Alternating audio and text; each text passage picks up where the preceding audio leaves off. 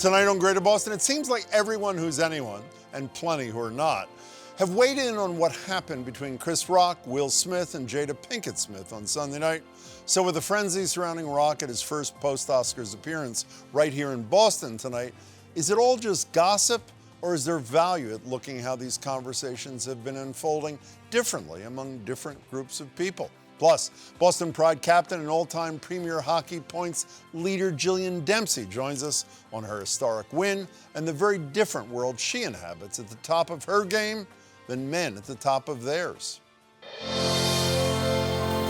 been hard to go more than an hour or so this week without someone bringing up what's come to be known as the slap, an incident we're not going to show again tonight, because it's been played ad nauseum for almost 3 days straight, and the only reason to show it again at this point would be pure voyeurism at the expense of all involved. But there is value in talking about what's happened since Will Smith raised his hand to Chris Rock Sunday night after Rock made that joke about Jada Pinkett Smith's alopecia-induced hair loss. Now, right now, Chris Rock is getting ready to step on stage at the Wilbur Theater right here in Boston in his first appearance since the Oscars. Ticket prices for his shows have skyrocketed, some $1,000 a pop on the secondary market. Local, national, and global media have been waiting with bated breath to hear what he has to say about what happened. But when TMZ is on the case, you have to start asking about the value of the conversation. But the fact is, as Jamel Hill points out in The Atlantic, black people and white people aren't necessarily discussing this in the same way. And maybe that's something more people need to recognize. Joined by GBH News arts and culture reporter James Bennett, Reverend Irene Monroe, a syndicated religion columnist, co-host of GBH's All Rev'd Up podcast, and a regular contributor to my favorite radio show, Boston Public Radio. Irene and James, thanks so much for being here. Thank you for having me. James, if I can start with you, this may shorten the conversation, but are the conversations that we're having around this incident all across America worth the time we're dedicating to them? I think they can be worth the time if we're kind of getting past the superficial act of the actual smack. I think that, I mean, you had opened this up by saying showing again would be voyeurism at this point, which it totally is. But I think the only way to really find any kind of productive meaning in having a conversation about this is to talk about the questions of what is violence? Are words themselves violent? What is power and fame? Does that exempt you from anything? Does that make the rules different for, you know, how you play the game of life? I think that's the only way, really, that, you know, it's worth having a conversation about. How about you, Irene? Is it worth having a conversation? If it is, what elements? Yeah, I think James bring up a wonderful question about violence, and particularly when you're talking about Black people here. So one of the things is that there are two things operating here. One is, are we accustomed to violence in terms of certain groups? And what I mean by that is that, you know, are we used to seeing Black on Black violence or state violence on Black people? And why? And it's clear that once he slapped him and you know, Rock's retort, we were all sort of in this conundrum, like what's happening. But it became very, very clear once Will sat down that, we're in a moment of violence. It's an assault. But the question also is that even though it was violence, see, the reactions are different because, to be quite honest, one of the things people are perplexed about is that Chris Rock didn't press charges. Well, as Black people, we don't call the cops to solve our problems because we understand, okay, we can lose our life in the process. So I think that it's an important question of how, as James said, how we see it and how we absolutely respond to it. And we got to understand as Black men, they grew up around violence, just being Black men in America, but also add that Chris grew up being bullied. He talks about that. And Will, whose memoir I just finished, talks about his father battering his mother, punching his mother in the face. So, I mean, so it is a question clearly about violence, but another question it brings too is this. If Chris was built like Rock or my homeboy Mike Tyson, would he have strode up on that stage and slapped him? That, too, is a question. You know, James, what I read into your question about our words violence, what I read into it, and tell me if I'm on the wrong base, is that they are not, and that the appropriate response is not violence to words. Am I reading you correctly? I mean, I'm not the arbiter. At least I hope I'm not the arbiter of, the definitions of violence. And if I am, I do not want that cup. What I will say is that we as a society, I don't know if it's a Black society, a white society, American society, on the whole, we need to come to an agreement about what violence is and if words are beyond just being mean. I feel that for the last, not even a few years, but for a long time, right? It used to be, like sticks and stones can hurt my bones, words never hurt me. But I remember as a kid thinking, or learning rather, oh no, words can't hurt.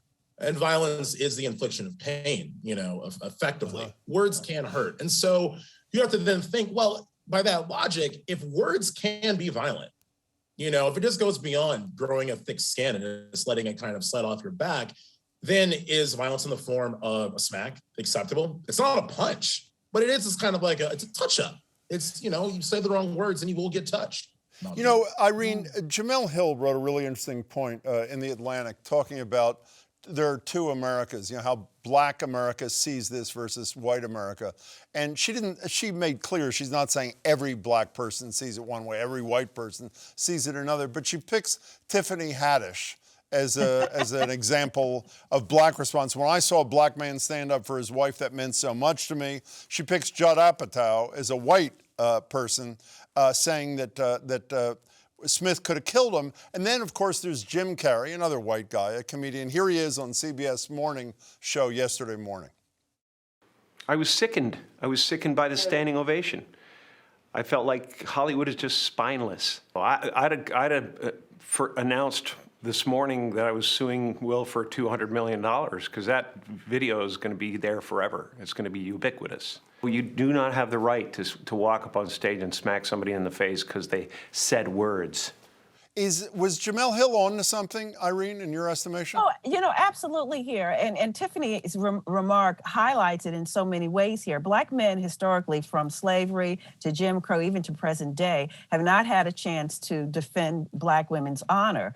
But the point is that we got to understand the difference between really, defending a Black woman's honor as well as what is violence. And I think sometimes within the Black community, as I said before, there's a level of being acclimated to violence and the beating of black bodies here. I think that Jim, Carrey is correct. I mean, he should have been taken out of the auditorium once it became very clear to us all that this was an assault. And it's to see how, not only how America responds to it, but also how the Academy will respond to it. I was very shocked by it. And it's a classic example, I need to say this, of toxic masculinity, because it wasn't an act of chivalry. Yeah, but Irene, when you say, this gets back to something Jamel Hill says in her piece in The Atlantic, when you say how the Academy is going to react to it, there is some talk that they may take away his Oscar. And the point that Hill made, which I thought is really important, is Harvey Weinstein, I think all of us would agree, did 1,000 things far worse than Will Smith will ever dream of. No one's taken his Oscar back. Roman Polanski raped an underage girl. The director, both white, I should say, for those who don't know. No one's talking about taking his Oscar back. So the double standard, I don't know about the Two America thing, but the double standard is pretty obvious to me anyway, Irene. Yeah, but from what I understand, they're not going to take away his Oscar. Listening to Whoopi Goldberg on The View earlier this morning here, he earned that. But I do think that to me, the punishment would be one of two things. You're not invited next year, because usually when you win Best Actor or Best Actress, you're automatically invited. And I just think that he should not be invited back again. And he might be expelled or on probation in terms of being part of the Academy. James, much of the criticism of this conversation, for lack of a better expression, that I've read in the last 48 hours, focuses on the fact that almost all of our conversation is about the two men involved and not the most aggrieved party, the woman involved. Roxane Gay in the New York Times, I think, said it pretty well. It's a rare moment when a Black woman was publicly defended. What do you make of the fact that I think that analysis is right? We talked nonstop about Smith and Rock and almost not at all about Pinkett Smith. Yeah, I wanted to, actually bring that up. In terms of the idea of the conversation and who's right and who's wrong. I don't think you can have a fully formed response to this incident until you can get like the perspective, the full perspective, not just, a tweet or, something through a spokesperson, the full perspective of the person at the center of all of this, who is in fact, Jada Pinkett Smith. So I guess like my answer to your question is like, I think that we as like the public are so thirsty for an opinion on something that's so massive in pop culture, especially after, so many months, years of lockdown and quarantine, that it's easy to lose sight, I guess, of the difference between like a well-formed opinion, of a well-formed contribution to the discourse, and then one that actually matters. And for one to matter, you have to have the perspective of, in this case, Jada as well. Before we go back to Irene, I love what you said. You don't have a well-formed opinion yet. And you can see thousands of people saying, what's wrong with this guy? Why does he not have a well-formed? It's sort of everybody's got to have a take on virtually everything in America that's in controversy. Irene, how about, one of the interesting things, I just remembered on the radio yesterday, a woman called in to talk about this, like everybody's doing. And out of the blue, I remembered, I don't know why I'd forgotten, the documentary I saw about a decade ago that had been produced by Chris Rock called Good Hair, about the, I guess you could say, the fraught relationship black women often have. That comes against the background of the Crown Act in Congress and here, talking about race-based discrimination against people because of hair. The woman has been left out of much of this discussion. What does that say? Yeah, absolutely. How marginalized Jada Pinkett is, and it actually can speak for herself. And the thing that troubled me is that we all know that Chris Rock's documentary on black hair was a response to his daughter, who wanted to say, how come my hair isn't, white textured hair? And so he was trying to educate her the various ways in which black women wear their hair. This is a touchy subject for black women and our hair. And our hair has been policed and jeered. Massachusetts finally passed the Crown Act, so now I can be happy to be nappy. But the point is that it's a real touchy subject, because even when we wear our hair naturally, until this Crown Act, we're subject to ridicule and the constant policing about it. James, I'm almost nervous to ask you this question after you just made the point about does everybody have to have a take on everything? Tonight, I just looked right before we came on the air on StubHub. Tickets on the mezzanine, not the orchestra, are gone for $1,335. So I'll hesitate when I ask this. Is he going to speak to this tonight? Does he have to speak? This is his first appearance, as I said, since the Oscars. Does he have to speak to this tonight? Chris Rock, obviously we all know Will Smith apologized to him the day after he apologized to everybody else. Out of spite for the way that a lot of ticketing sales and marketplaces work, being all obscured and whatnot, and prices being jacked up, I kind of wish he won't.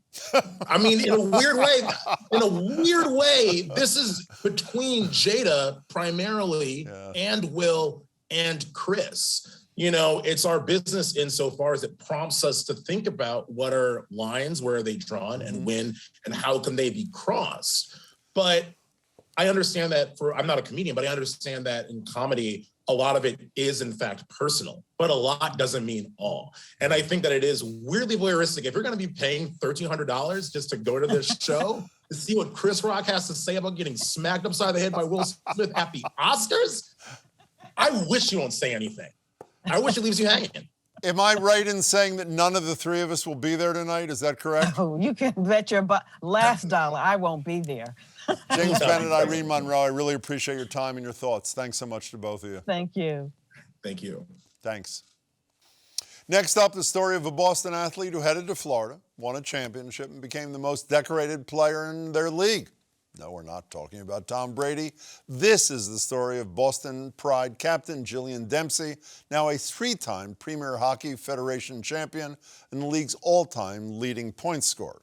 But unlike Brady, after making sports history, she's getting right back to her teaching elementary students in Winthrop, working her other job as is the norm for most PHF players. And in between it all, she's managing to squeeze in an interview here tonight. Championship-winning Boston Pride captain Jillian Dempsey. Congratulations. How's it feel to be a champion again? It's incredible. There's no better feeling than being a champion. How's it feel to be the best player in your league as well?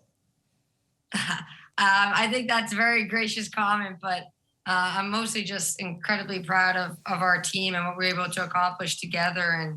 And, we had depth all the way through the roster, from goalies through D, through forwards, and we came together at the right time and stuck together and believed together. And it went the way that we had hoped and imagined it would. How did I know you're going to praise your teammates rather than accept the praise yourself, Jillian? Tell us a little bit about the Premier Hockey Federation for those who don't know. Yeah, so this was its 7th season. I've been here since the inaugural season back in 2015-16. It was previously known as the National Women's Hockey League, and this previous offseason, it became the Premier Hockey Federation. And Boston, that was our 3rd championship title and our 2nd one in a row, and we hope to keep building from there. So tell us a little bit about the Pride as well. I know you have a partnership with the Bruins. Am I not right about that? Yes, I'm not sure of the specific details of it, but the Bruins often will tweet at us and wish us good luck in big games, and they've hosted us at games, especially last year after we won the cup. So there's many ties with the Bruins, and we just in a city like Boston, being embraced by the sports culture and all of the Boston teams is really special for us. Well, this is another humble Jillian Dempsey moment. She won't mention the photograph of Patrice Bergeron walking around in her number 14 jersey. I saw it. There he is, number 14 being Jillian Dempsey's thing. Let's talk about the profile of the league a little bit. I know the championship game was broadcast across all North America on ESPN2. We know, speaking of women's hockey, the Olympic team is medaled, I think, for every Olympics the last 25 years. Is the profile of the league rising? Is it gaining momentum, women's hockey in this country? Definitely. The growth of women's hockey over the past 10 years, even within the past few years, has grown so much. And as somebody who right out of college, I played professional hockey. It wasn't even in this league. It was in a different league that no longer exists for a couple seasons. And then to be where we are today, in my 9th post-college year, women's hockey has made leaps and bounds, and we're continuing to grow and continuing to get the visibility out there and show the product that's on the ice. And it's very exciting to see where women's hockey is going to be next year and even in the next few years down the line. Well, speaking of women's hockey and women's sports in general, Linda Pizzuti Henry, who happens to be managing editor of the Globe, was on with me a couple of weeks ago, right after she and a bunch of other, mostly women, invested $75 million in the WNBA. Here's a little bit of what she had to say about the inspiration for her part of the investment, which was her very young daughter broaching a question with her. Here she is. She asked me if girls were allowed to play baseball. I realized it was because she had never seen women play sports. She had seen a lot, by that point she had seen a lot of baseball and a lot of soccer, and she had never seen women doing anything. And so it was sort of when I realized how much representation matters. Are little girls playing ice hockey, Jillian? Yes, and I'm fortunate that I get to see every single day. I have students in my class who play and former students who play, and for them to be able to see me do what I love and be in the classroom with them, but then also for them to come to the rink and see me on the other side of the glass and just witness everything we do at the rink. I think that's something that's so important for the young girls to see. The young boys too. The boys in my class are so supportive, and they get equally as excited about me being a hockey player and cheering on our team. So those are the kinds of things that really make you understand how much of an impact it is and how positive it is for us to be continuing to play this game that we love in such a competitive league. Before we talk about your day job for a minute, which I cannot believe you can teach through a pandemic and be the best hockey player in your league. I just don't get it. The other thing about the Pizzuti Henry comment I want to ask you about is I assume there's a growing number of people, obviously, who understand there's great competition in women's hockey. Are there people who are beginning to see women's hockey is a good business investment as well, like she and her colleagues saw in the WNBA? I believe so. We've been very fortunate to have different partners and sponsorships within the last 2 seasons who have invested in this league and in our players, and who have shown that they believe in what we have and that they want to see it grow and that it's worth it. So for us, that just instills faith in us, and we know that what we're putting out there is special. And usually when people see that, they get on board and they enjoy it, and they're impressed with women's hockey. So we try to get it out there, and we try to make it visible and accessible, and try to grow those fan bases. And I think that that's going to really help propel women's hockey forward. Yeah, it's got to, because I did a little math today, and it seems to me the average salary in your league is $37,500, which is obviously required. I assume everybody on the team's got another job, right? Yes, so I think that would be for next year based on the latest investment from our board of governors. But pretty much every single player in the league balances their hockey career with another full-time job career. And I view that right now as something that is awesome, because like for me, I'm able to do 2 things that I love. And, not everybody can say that, but we're obviously working towards a point where women hockey players can be full-time hockey players. And that's part of what we're trying to pioneer and grow in this sport. Jillian, you won the championship Monday night. When do you return to teaching? I'll be back at school tomorrow morning with the kids. Is that surreal to you? You win a championship Monday night, and Thursday morning you're teaching? Is that like an out-of-body experience for you, or no? It's kind of the usual, honestly, because we would have most of our games on the weekend. So it would be Friday after school, getting ready for the games on the weekend, whether it's travel or just relaxing at home to be good to go. And then come Monday morning, it's back to work and in there with the kids. But for me, it definitely always brings a smile to my face, because so many of my students tune in and watch, and then first thing in the morning, they'll be commenting on how the weekend games went. And this one is obviously an especially great one, because they knew I was going to be gone that amount of time, and they were rooting for us. And I'm just thrilled that I get to go back and say, we did it, we won the cup, and we're going to have a day with the cup at school sometime this spring. Before you go, I want to leave you with an image. This is a tweet from the Boston Pride, January 25th of 2021. It says, Captain Jillian Dempsey's classroom set up in the Wubble. We wonder if she'll be teaching how she made NWHL history last night. That's the predecessor league. And since I know you're too humble to mention what the history is, this was tweeted the day after you became the first person in league history to reach 100 career points. That was your setup for remote teaching in the middle of these last few years. Jillian, congratulations to you and all of your teammates. It's really good to meet you. Thank you so much. We're excited and we appreciate the coverage. Hope to see you again soon. Good luck. Thank you. That's it for tonight. We'll be back tomorrow. Thank you so much for watching, and please stay safe.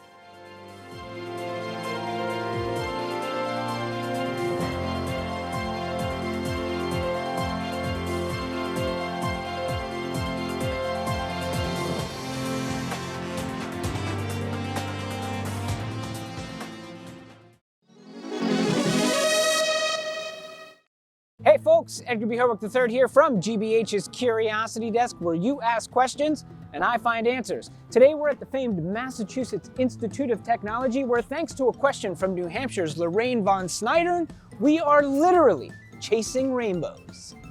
My question is, why are the rainbows that I see outside after a rainstorm always a perfect arc? Rainbows are, of course, one of nature's most charming tricks of light, and light is exactly what scientist Matthias Kohl spends his days pondering. In order for a rainbow to appear in the sky, you need 3 ingredients, so to speak: sunlight, raindrops, and you. And as Kohl explains, all 3 have to be in a very particular spot for the magic to happen. So the sun has to be behind you. Okay. That's the first thing. There's sun behind you. Then there has to be water in the atmosphere in front of you. And that's usually when it rains, you get the condition, right? And then what you also want to do is you want to look at the right spot. These positions are critical because of the 2 phenomena responsible for the appearance of a rainbow: A couple of old friends you might remember from middle school, refraction and reflection. Refraction is responsible for a rainbow's colors. When sunlight enters a raindrop, it bends.